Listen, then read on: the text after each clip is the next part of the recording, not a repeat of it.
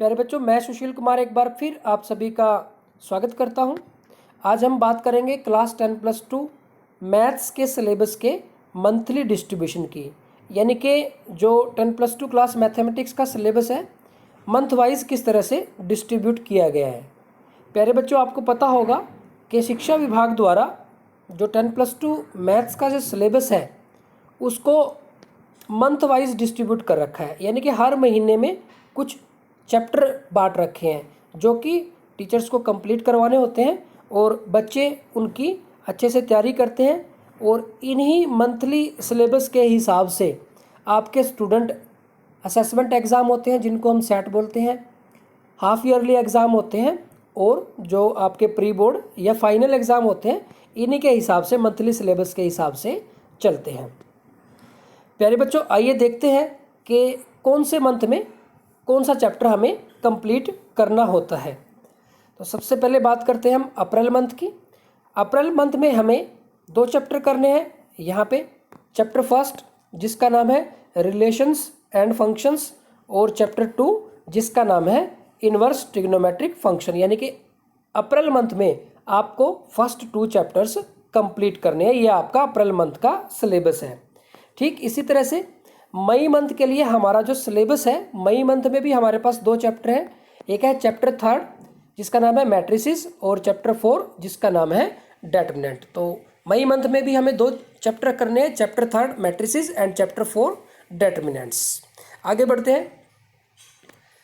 June month में जैसे हमें सबको पता ही है कि समर वेकेशंस होती हैं, ग्रीष्मकालीन अवकाश होता है 1 जून से लेके 30 जून तक चलता है आमतौर पे। तो अब कोरोना महामारी की वजह से इस बार क्या सिचुएशन रहती है ये अभी क्लियर नहीं है।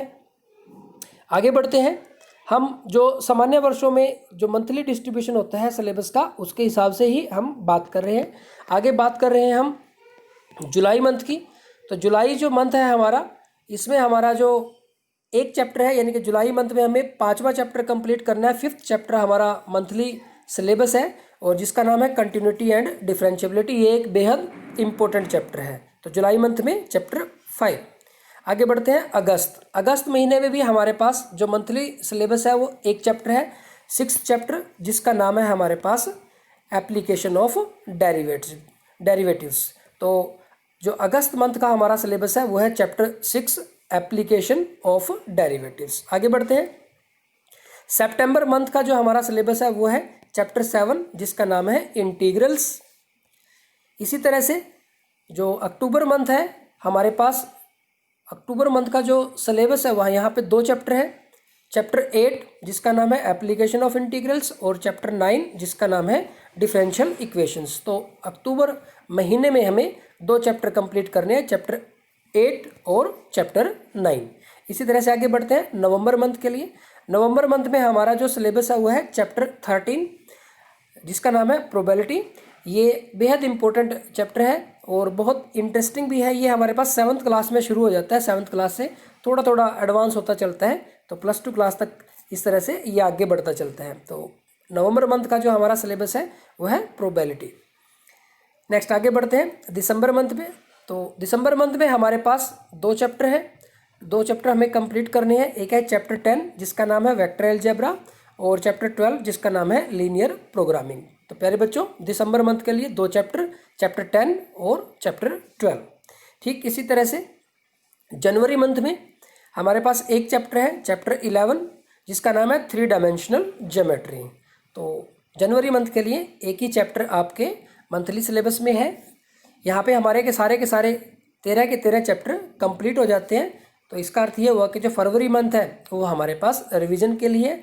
तो फरवरी जो मंथ है हमारा, इसमें हम रिवीजन करेंगे सिलेबस की, प्लस जो प्रीवियस ईयर पेपर्स हैं बोर्ड के, मींस 2017, 2018, 2019 और 2020।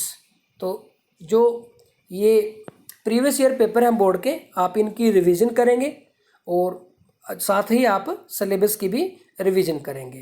तो ये हम मंथ फरवरी में काम करेंगे।